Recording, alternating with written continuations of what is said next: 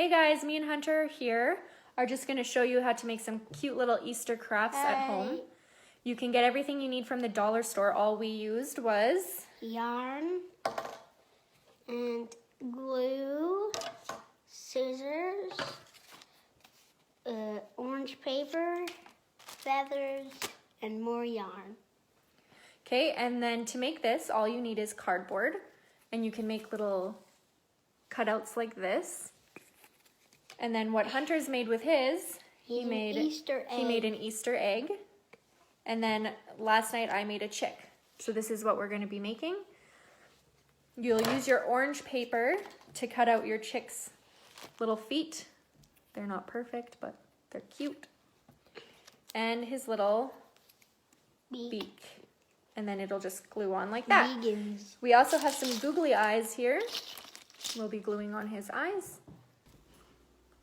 Okay, so Hunter and I finished. Hunter, show them what you made. He made his Easter egg. And I finished my chick body.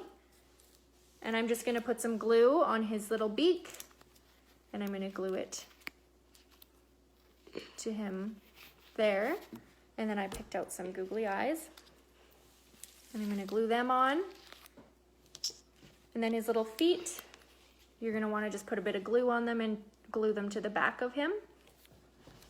And then the feathers, I find it easier if you kind of push them through the yarn in the back, but also to put glue on them.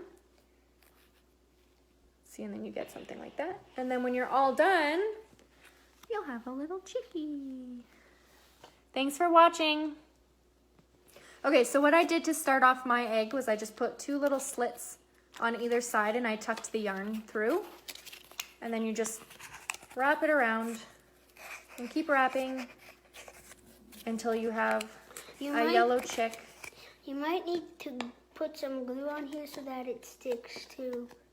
Yeah, you can put some glue on it and then you just keep wrapping until your chick is the color of yellow that you want.